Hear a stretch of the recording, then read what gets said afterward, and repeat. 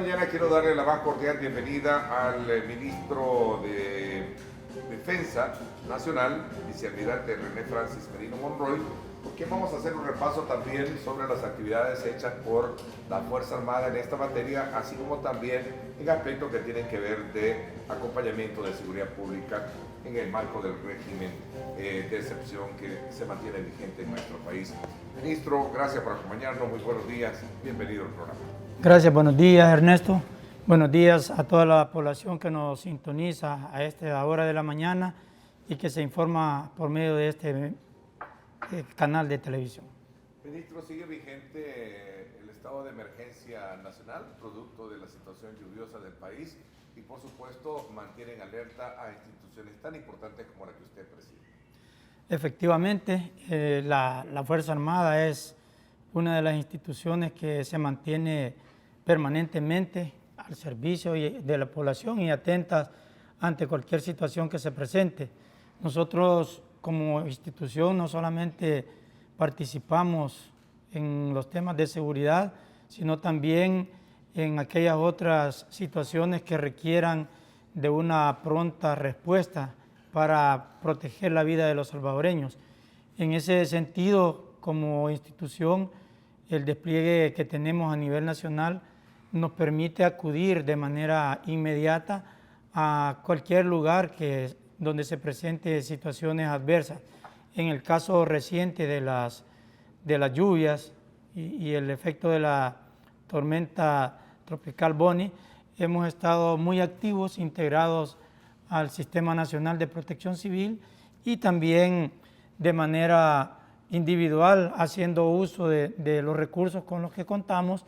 El caso más patético es el del Comando Ingeniero de la Fuerza Armada, que es una unidad que tiene la capacidad de prestar auxilio a la población con maquinaria pesada, en caso sea necesario. También a través del Comando Ingeniero se capacita a personal de la institución que están desplegados en otros cuarteles para acudir en el caso de que cuando hay árboles caídos, por ejemplo. No solamente los que están en el Comando de Ingenieros, sino los que están en los diferentes cuarteles tienen maquinaria para poder acudir y hacer esa remoción de árboles y de escombros. Y cuando es necesario, como ya lo mencioné, también el empleo de la maquinaria pesada. Recientemente estuvimos apoyando en el río Jute con maquinaria pesada para despejar la desembocadura de dicho río. Ministro, acaba de tocar usted un tema que siempre me llamó la atención, saber cuál ha sido el apoyo y el respaldo que esa unidad ha tenido, que es la unidad de ingenieros de la Fuerza Armada, sobre todo porque precisamente ahí es donde se centra mucho toda la estrategia de atención y rehabilitación de caminos y otras obras que sin duda alguna representan una necesidad en un estado de emergencia, ¿no? Bueno, nosotros ya bajo el gobierno del señor presidente Nayib Bukele se le ha entregado al Comando de Ingenieros de la Fuerza Armada maquinaria pesada nueva. O sea, se hizo todo el proceso. Obviamente por las exigencias de la ley de la CAP se tardó un poco ese proceso, pero se entregó ya parte de esa maquinaria que es con la que cuenta el Comando de Ingenieros para dar estos apoyos a la población.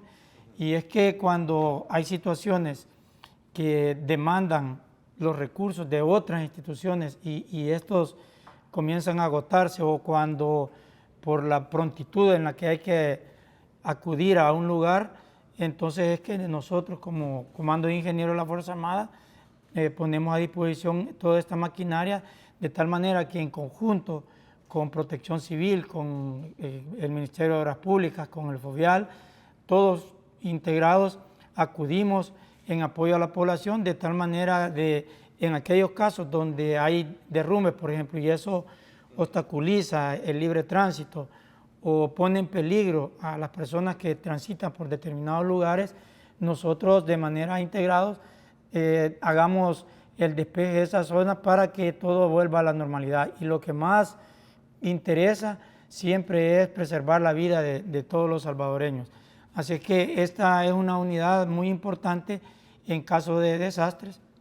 También con el Comando de Ingenieros de la Fuerza Armada hemos contribuido en muchas ocasiones a la detonación de piedras o de algunos obstáculos que requieren de ese servicio, de tal manera que se puedan, como decía anteriormente, remover esos obstáculos de las carreteras o desaparecer peligros que se encuentran latentes en algunas ubicaciones.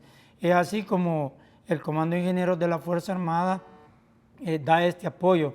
Y también nosotros, conscientes de esa misión, estamos proporcionándole y adquiriendo más equipo para aumentar esa capacidad y de esa manera darle un mejor servicio a la población salvadoreña. Ministro, el trabajo que yo recuerdo que se especializaban durante la guerra o logró visualizarse más durante la guerra que vivió el país fue la instauración o restauración, en este caso de puentes. Posteriormente venía también otras actividades como la reconstrucción y apoyo de caminos y especialmente de escuelas, recuerdo. Sí, es parte de las capacidades. Nosotros, los comandos ingenieros, tienen la capacidad para poder hacer instalaciones de puentes Bailey, que son puentes improvisados que sirven para sacar de una situación caótica a una población.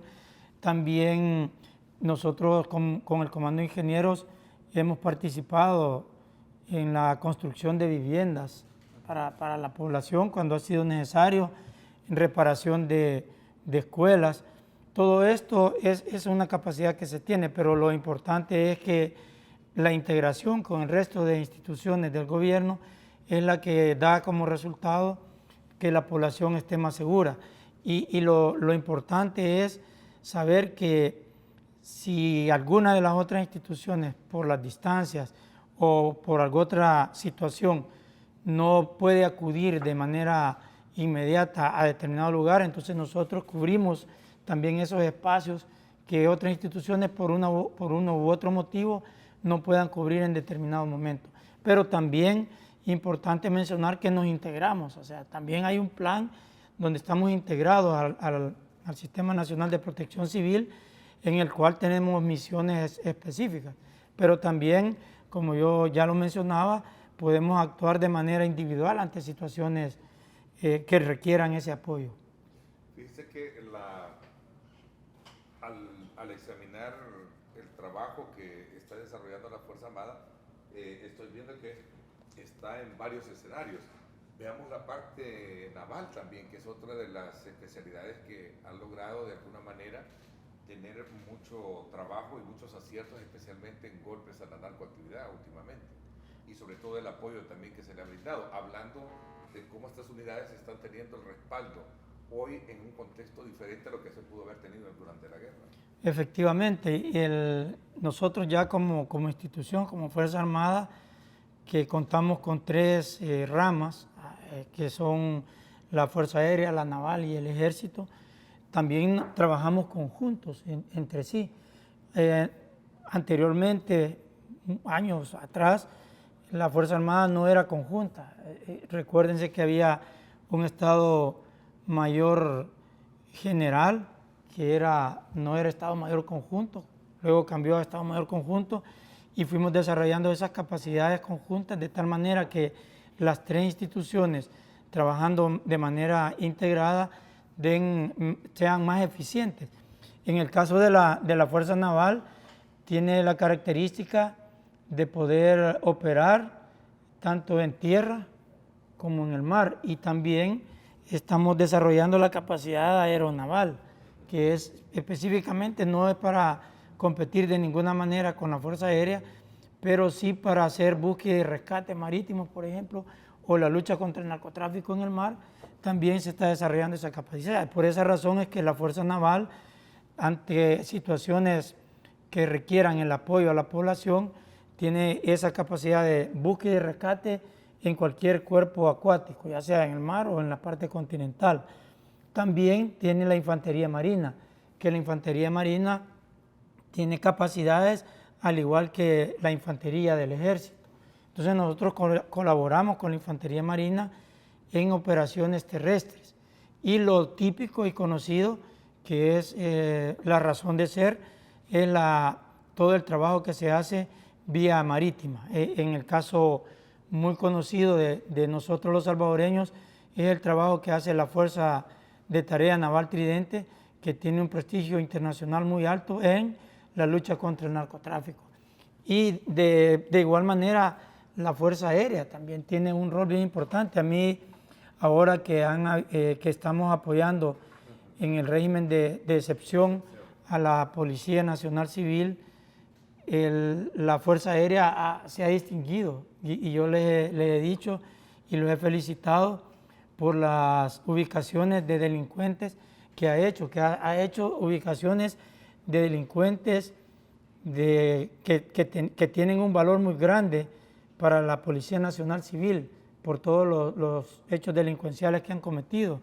Y la Fuerza Aérea, a pesar que su fortaleza es en el ambiente aéreo, también ha dado un gran aporte en la parte terrestre, apoyando las operaciones en contra de la delincuencia.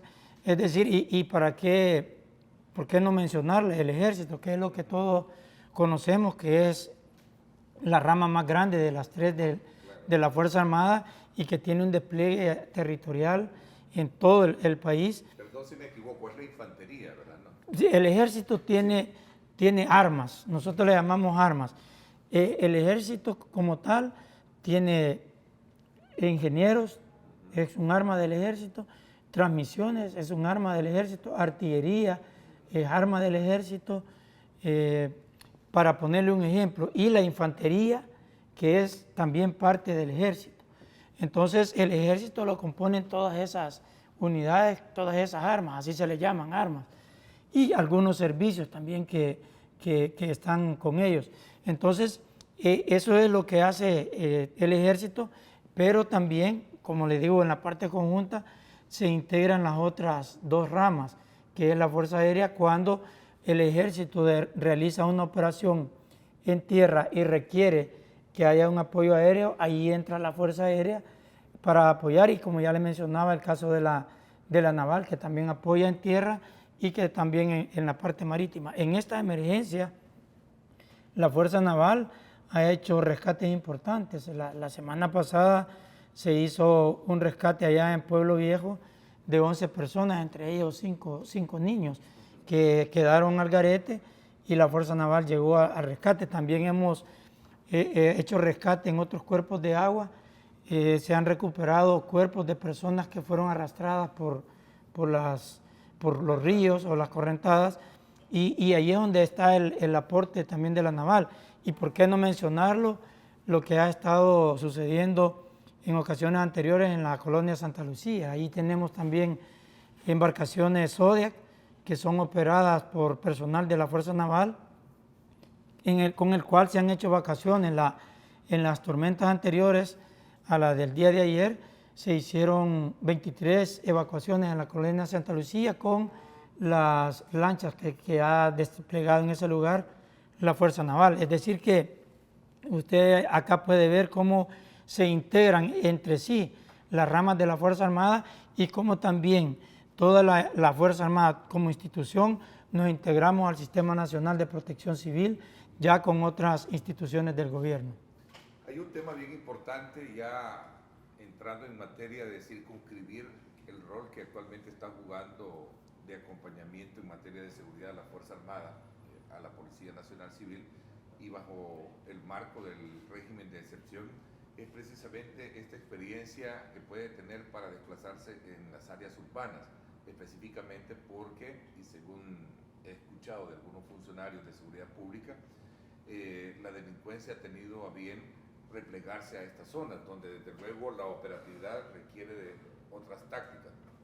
Sí, y aquí si hacemos nosotros un recuento de cómo hemos ido desarrollando el Plan Control Territorial, sus fases, sus momentos, nos podemos dar cuenta que inicialmente el trabajo que éramos más importante fue en el área rural, porque allí era donde los delincuentes se habían apoderado de los espacios que son para la población honrada. Y a través de las tácticas y la estrategia emanada del señor presidente de la República, a través del Gabinete de Seguridad, fueron sufriendo grandes bajas la delincuencia, fueron perdiendo la influencia que tenían, el control que tenían en el territorio, en esa parte urbana, y a partir que entró en vigencia en marzo de este año el régimen de excepción, que hubo una, dijéramos, ofensiva en contra de la delincuencia, estos se trasladaron, los que todavía no se han capturado, se desplazaron hacia el área rural. Allí ya la situación cambia. En el área urbana fueron los enfrentamientos, las agresiones en contra de las instituciones de seguridad fueron menos a partir del régimen de excepción que los que se ha presentado en el área urbana. En el área urbana están tomando esa modalidad de ellos de atacar a las unidades, ya sea de la Policía Nacional Civil o de la Fuerza Armada, cuando se encuentran realizando patrullajes en esos lugares. Entonces, ahí ya la situación va cambiando, ya hay enfrentamientos donde ellos hacen uso de armas largas, a diferencia de lo que pasaba en el área urbana, donde normalmente utilizaban armas cortas de manera normal. Con armas cortas en motocicletas o en vehículos llegaban y disparaban a quemarropa a las víctimas. Y en algunas ocasiones, cuando la autoridad también se aproximaba, hacían lo mismo. Pero ya en el área rural la situación ha cambiado. Allí hacen ataques, especies de emboscadas, donde utilizan armas de grueso calibre. La situación ya en ese lugar cambia. Y también decirles que la manera de las tácticas que estamos empleando junto con Policía Nacional Civil nos han permitido que les hayamos desmantelado más de 150 campamentos, entre los cuales se les han hecho incautaciones muy significativas de armas de grueso calibre, de drogas, de dinero, que todo eso es parte de lo que mantiene la actividad de las pandillas. Y hay resistencia ahí, entiendo que hubo uno que se dio recientemente. Sí, el día domingo en San Antonio, sí, en Los Castaños. Que fallecieron 13. 3 delincuentes que se enfrentaron a unidades de la Policía Nacional Civil y fueron capturados 10 más y se les incautaron dos armas, efectivamente. Y bueno, ese es el ejemplo último de cuál es la situación que se presenta con los delincuentes en el área urbana, en el área rural. Y aquí nosotros, junto con la policía, estamos también ya haciendo empleo de unidades de la Fuerza Aérea, porque el terreno en el que ellos están, pues ellos lo dominan, así se le llama el término, cuando uno está en una posición desde la cual tiene dominio, control, y ellos conocen todas las avenidas de aproximación. Entonces, cuando las unidades de la seguridad pública o la Fuerza Armada vamos en un patrullaje, en desplazamiento, ellos están en posiciones más ventajosas desde las cuales atacan y se corren a otros lugares, a cuevas o tatús que ellos tienen ya preparados. Entonces, ahí es más difícil de manera inmediata lograr el control o la captura de ellos. ¿Qué es lo que estamos haciendo? Estamos ya utilizando unidades de la Fuerza Aérea para, de manera terrestre y aérea, hacer esas operaciones de tal manera de irlos desarticulando, porque ese es el objetivo. Hay una experiencia que recojo mucho del tiempo de la guerra, cuando la Fuerza Aérea, sin duda alguna, jugaba un rol importante para detectar aquellos campamentos que se situaban en zonas bastante de difícil acceso. Creo que hoy en día me imagino que están bajo esa misma modalidad, trabajando ahora ya con otra tecnología. Hoy tenemos drones que son más, entiendo, son de mayor utilidad, tienen vehículos, que fueron los recientes que se adquirieron. Efectivamente, y ya vimos, bueno, ya están siendo empleados, todo lo que usted menciona se está empleando, pero todavía hace falta. Bueno, el diario vivir nos demuestra que se necesita todavía más equipo, más recursos humanos para lograr la desarticulación total de las maras y pandillas. Por esa razón es que el señor presidente de la República ha autorizado al Gabinete de Seguridad la adquisición de más equipo, de más tecnología que sea empleada de manera eficiente en contra de estas maras y pandillas. El equipo de drones que se ha adquirido, de hecho ayer llegaron otra cantidad más de ese equipo para la Fuerza Armada y estamos ya en espera de que nos lleguen los 2 UAVs o vehículos aéreos no tripulados, que son aviones, pero sin tripulación, que tienen la tecnología con mucho más avance de la que tiene un dron. Tienen equipo ISR, que son inteligencia, vigilancia y reconocimiento. Tiene cámaras infrarrojas para poder detectar en cualquier circunstancia. Y todo eso es lo que vamos a emplear muy pronto en contra de la delincuencia en esas áreas donde ellos se esconden. Además, estamos ya sustituyendo el armamento ya obsoleto que teníamos desde la década de los 80. Ya pocas Fuerzas Armadas se quedaron con el fusil M16A1. Nosotros todavía tenemos la Fuerza Armada con ese fusil, se los estamos cambiando. Ya estamos por recibir otra cantidad significativa de armamento, el cual viene a ayudar en estas operaciones, porque estamos seguros que es un armamento más ligero, es fácil sí, con mayor cadencia de tiro que el fusil M4, que es el que está utilizando el ejército de Estados Unidos. No, es un poco más corto, pero con más capacidad. Sí, es uno grande, ese es más pequeño. ¿Se piensa sustituir eso? Sí, ya comenzamos a hacer la sustitución, ya entregamos los primeros 200, vienen otra cantidad muy grande para irlos entregando a la Fuerza Armada y se les está entregando equipo de protección de la Fuerza también.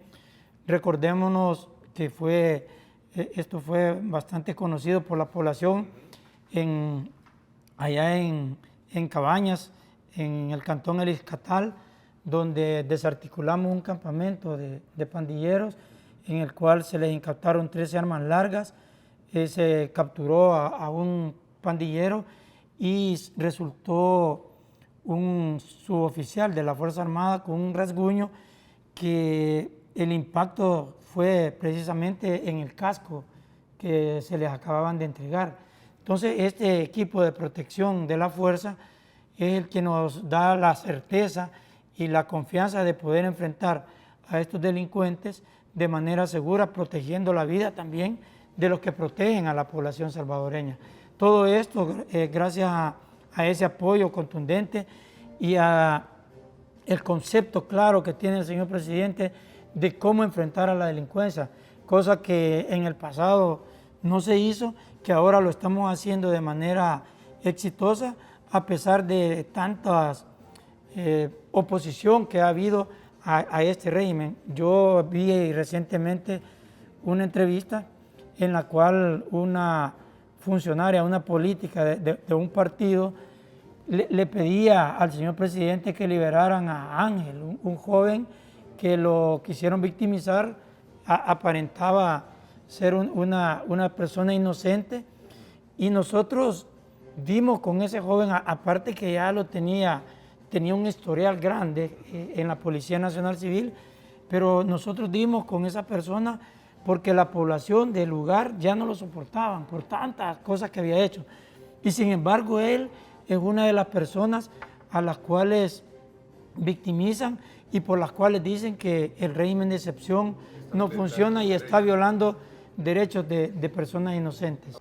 Y nos habíamos quedado un poco hablando sobre la experiencia que se tiene en el marco del régimen de excepción y sobre todo también en los cuestionamientos que en algún momento se hacen tras algunas capturas. Usted situaba el ejemplo de una persona o un menor que se supone tiene problemas especiales y que esta persona realmente lo estaban victimizando cuando ustedes tenían información concreta de que sí tiene vínculos directos con la delincuencia, ¿no?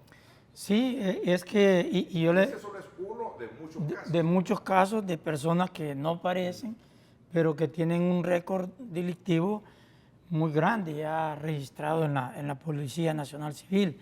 Y este caso yo también le mencionaba que por una parte hay un grupo de personas que salen a victimizar a estos delincuentes y le dan una connotación tanto nacional como internacional para atacar al régimen de excepción que tantos resultados ha dado, pero por otro lado la misma población que vive en su alrededor ya no lo soportan y la misma población ha hecho denuncias y por esa razón es que se logra la ubicación de estas personas y entrega para que sigan todo el proceso legal correspondiente. Y como ese son muchos casos, pero a nosotros eso al final no nos va a detener. Nosotros continuamos nuestro trabajo porque es el clamor de la población lo exige, la población se lo dice a uno, que quiere que esto continúe y que se extienda a otros lugares donde todavía no ha llegado con la contundencia que ya está en otros sectores. Y fíjese que cómo nosotros no vamos a continuar este trabajo si tenemos datos que son muy halagadores de todo como resultado de las acciones que se han realizado. Sin embargo, todavía estamos conscientes que hace falta mucho trabajo que hacer, porque a este momento hemos atacado, dijéramos, una parte que es el enfrentamiento contundente contra la mara y pandillas, pero hay capacidades críticas, vulnerabilidades críticas, son conceptos que ellos tienen, los cuales todavía no se les han atacado. Y le voy a poner ejemplo. ¿Cómo es que ellos se sostienen? Bueno, uno es a través de la extorsión o de la renta, otro a través de la venta de drogas, que es grandísimo la venta de drogas al menudeo, especialmente de marihuana. Y otra forma de obtener recursos es el que hacen ya a través de haber lavado el dinero sucio. Negocios de fachada. Negocios de... Sí, que ya son normales. O sea. Le decía que el día de ayer en el análisis que teníamos con nuestros invitados en el programa de radio, una de ellas, doña Mérida Villatoro, hablaba precisamente sobre ese punto en particular cuando hacíamos una valoración del tema del régimen de excepción. Y decía, bueno, a mí me parece que está incompleto, decía. ¿Por qué? Porque hay otras ramificaciones que deben ser abordadas en este contexto del ataque frontal a la delincuencia. Y yo le preguntaba, bueno, ¿cuál? Ella decía, es el tema de la economía delictiva, me dice, que es la ramificación por la cual, me dice, la delincuencia ha llegado aparentemente a tener negocios en los cuales, me dice, se supone que son, digamos, limpios, pero no es así. Sí, y fíjese que cuando el estratega diseña su plan, comienza la ejecución, tiene que comprender primero lo que yo le llamo el estado final deseado, o sea, es cómo quiere quedar al final del problema. Entonces, en El Salvador es El Salvador libre de maras y pandillas. Ese es el estado final deseado en el caso de la guerra contra las maras y pandillas. Para llegar a eso, hay puntos decisivos, los decisive points que le llaman los americanos. Y esos puntos decisivos también en la estrategia, en la estrategia del Plan Control Territorial, en sus diferentes fases, se diseñan y se va trabajando para irlo logrando. Los puntos decisivos, que son los que me llevan a mí al estado final deseado, al centro de la verdad, son los que se van priorizando y sobre ellos se van trabajando. El que no entiende esto va a criticar lo que se está haciendo. Entonces, uno de los puntos decisivos, en este caso, es para nosotros quitar o separar a la población de los los delincuentes. Ese es un punto decisivo. ¿Qué es lo que hay que hacer para ese punto decisivo? Mucha actividad. Otro punto decisivo es el que usted dice, las fuentes de financiamiento. Todos esos puntos decisivos en la medida que se van logrando nos van llegando al estado final deseado. Ahí se puede ver el vehículo de lo que yo le decía que se le incautó a ese delincuente donde se le quitaron $60,000. ¿Esto fue en Sonsonate? Sí, en Izalco. En Izalco. Más una vivienda. $60,000. Sí, y ya estaba construyendo una casa grande donde iba a poner una tienda. Entonces, ese es el joven, ese es el delincuente. Ahí está donde estaba ya para hacer su tienda. Entonces, eso después queda como fuente de financiamiento y le siguen dando vida a las pandillas. Entonces, esos también son puntos decisivos que hay que ir logrando con el tiempo. Entonces, esa es la estrategia en sí de seguridad, que es la que está implementando el señor presidente de la República. Y de eso se puede seguir hablando para lograr entender qué es lo que estamos haciendo y hacia dónde queremos llegar. Entonces, hay momentos en los cuales cambia un poco la dirección que lleva, porque lo que se está haciendo es logrando esos puntos decisivos que nos van a llevar al final a un punto culminante. Y el punto culminante, ¿qué es?